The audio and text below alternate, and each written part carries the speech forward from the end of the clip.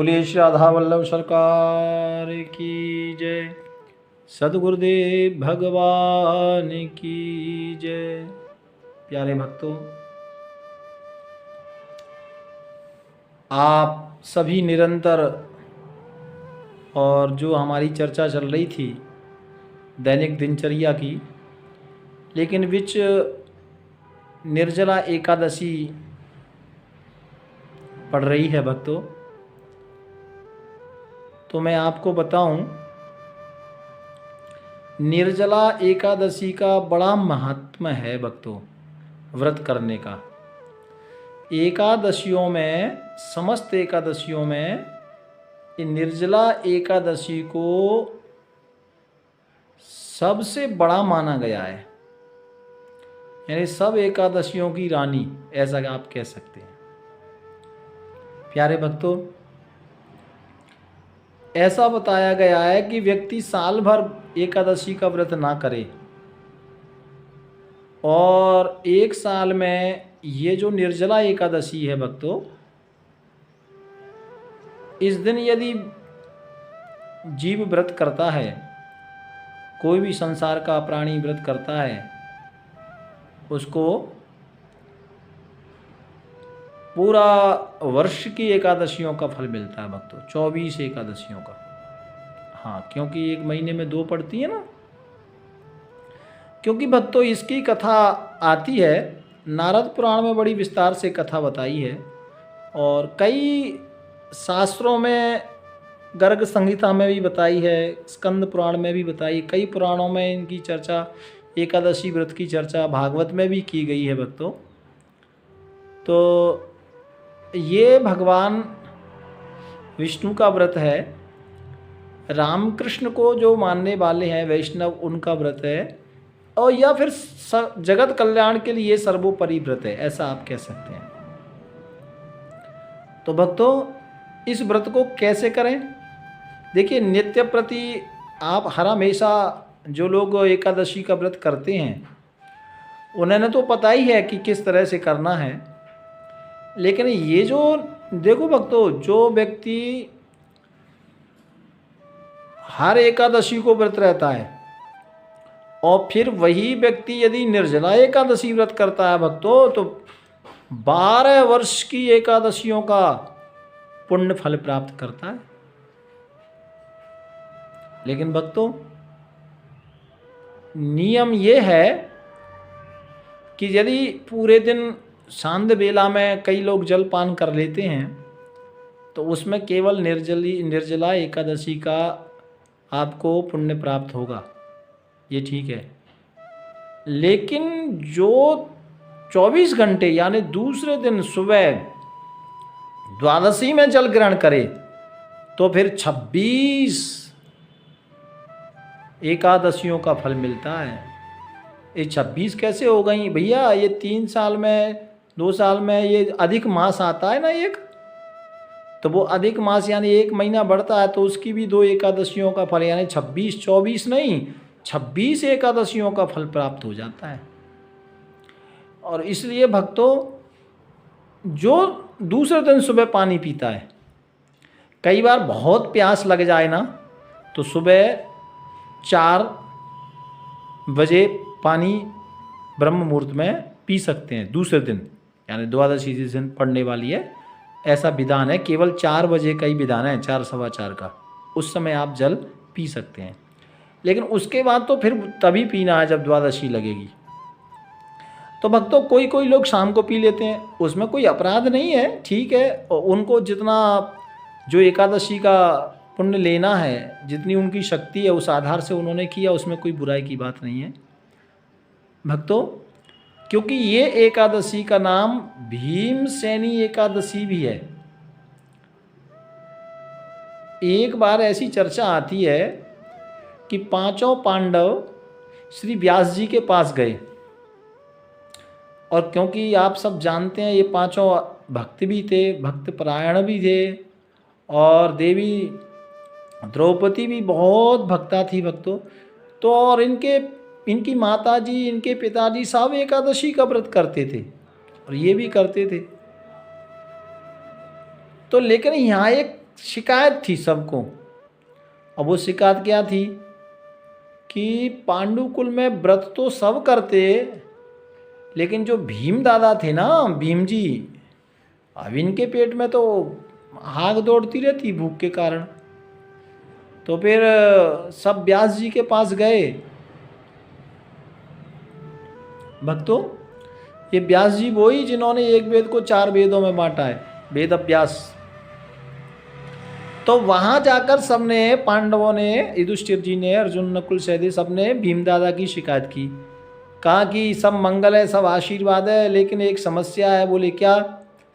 कि हम सब तो एकादशी का व्रत करते हैं, लेकिन ये भीम दादा व्रत नहीं करते हैं।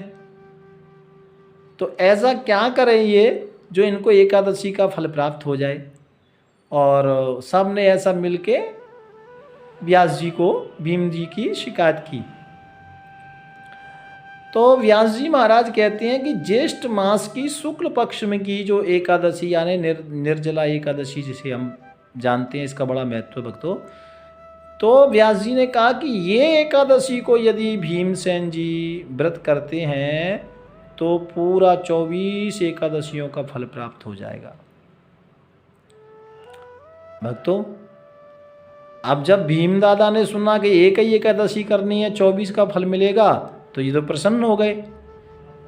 तो फिर सबने समझाया, कहा हिम्मत तो आ नहीं रही, लेकिन चलो भगवत कृपा से हिम्मत जुटाऊंगा, ये एकादशी, निर्जला एकादशी का मैं व्रत करूंगा। ऐसा संकल्प लिया और भगवान श्री कृष्ण के चरणों में ध्यान को लगाया। और कहा तो ये भी गया कि भीमसेन ने जब की व्रत किया ना भक्तों, तो दिल खोल के किया। दिल खोलने का मतलब आप समझ रहे हैं, जल में खड़े होकर के भीम दादा ने एकादशी का व्रत किया। यानी प्यार, आप समझ सकते हैं। जो व्यक्ति व्रत करते हैं ना, वो दूर से यदि एक गिलास जल देख लेते हैं तो उनको लगता है कि जल कितनी जल्दी हम पी लें, ऐसा उनको लगने लगता है। लेकिन वो जल में खड़े होकर ही उन्होंने व्रत किया, क्योंकि अपने मन को श्री ठाकुर के चरणों में लगा लिया। तो इस तरह से ये पूर्ण एकादशी का व्रत भीम दादा ने किया। और इसीलिए इस एकादशी को भीमसेनी एकादशी भी कहा जाता है। बाद में नाम पड़ा भक्तों, पहले तो निर्जला एकादशी है ही। तो भक्तों, इसका नियम क्या है? नियम ये है कि देखिए, कोई नाखून नहीं काटना, कोई बाल नहीं काटना, दिन में सोना नहीं, हो सके तो झूठ नहीं बोलना, ठीक है ना। और मैं तो ये कहता हूँ कि जो माताएं व्रत करती हैं, ये हो सके तो उनके पति भी उस दिन कोई व्यसन सेवन ना करें। इसका कोटि यज्ञ फल समान इसका फल मिलता है। लोग कहते हैं हमने किया फल मिला नहीं, तो क्या आपने शास्त्र के अनुसार किया? ये भी तो विचार कर लिया करो भाई। तो हम जब शास्त्र के अनुकूल करेंगे तभी तो फल मिलेगा। तो इसके नियम संयम है भैया, वो भी फॉलो करना है। दिन में सोना नहीं है, झूठ बोलना नहीं है ना।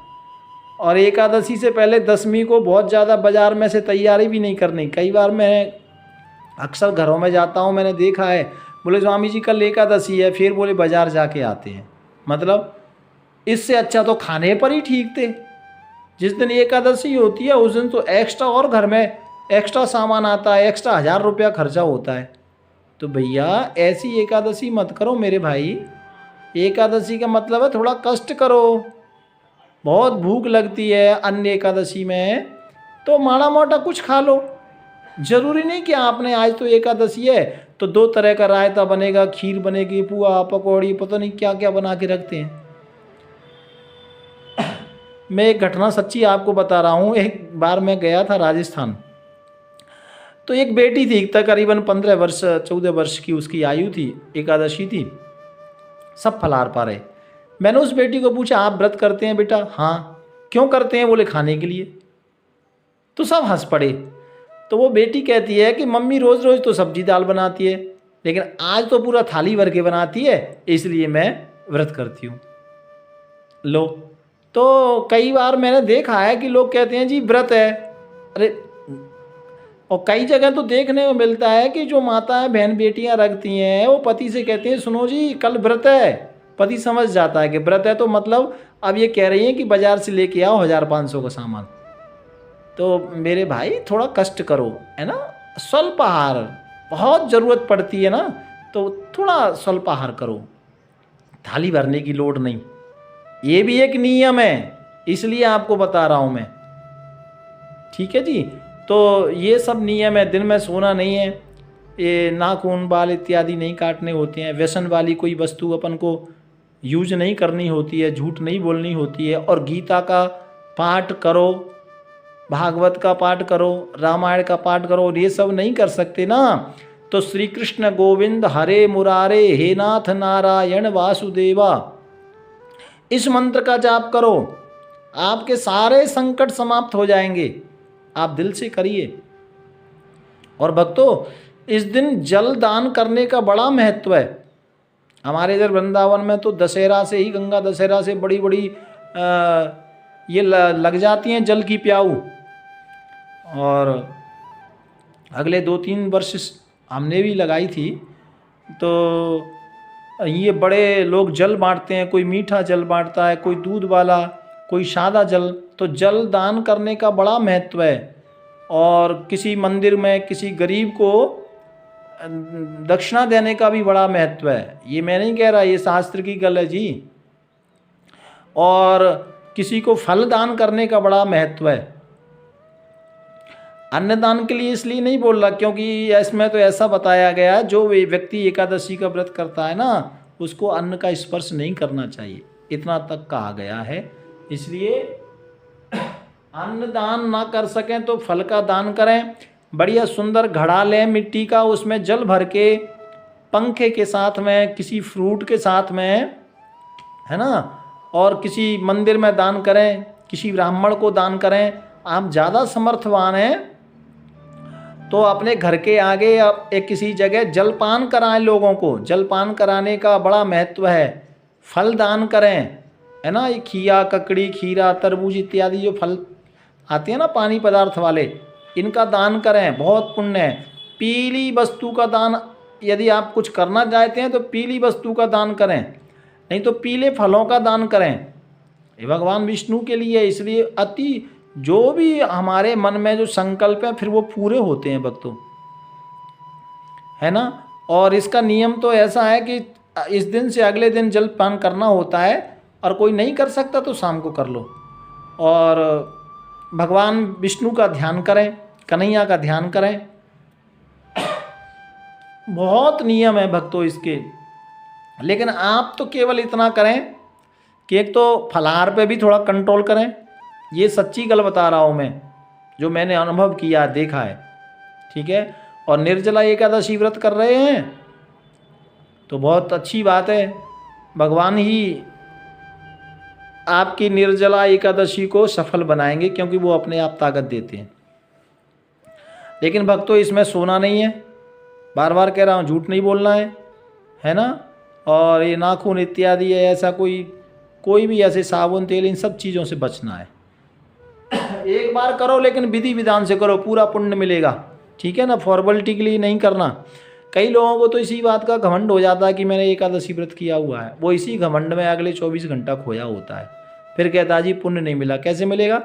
मेरे भक्तों, प्यारे प्रेमियों, सच्ची बात को जानो। देखो, मैं जो सत्संग आपको सुनाता हूँ उसमें कोई नमक मिर्च नहीं मिलाता, कोई बनावटी शब्द नहीं बोलता। मैं शास्त्र की गल्लाएं भी आपको बताता हूँ, और जो मेरे अपने अनुभव हैं वो भी आपको सच्चे सच्चे बताता हूँ। सच्चा फल चाहिए तो सच्चा एकादशी का व्रत करो। तो इस दिन के बारे में मैंने नियम भी बता दिया, कैसे करना है वो भी बता दिया, क्या दान धर्म करना है वो भी बता दिया है। और भी किसी का कोई क्वेश्चन हो तो ज़रूर वो इसमें लिखना, हम उसका उत्तर देने का प्रयास करेंगे। तो भाव प्यार से आप सबके लिए राधे राधे राधे राधे।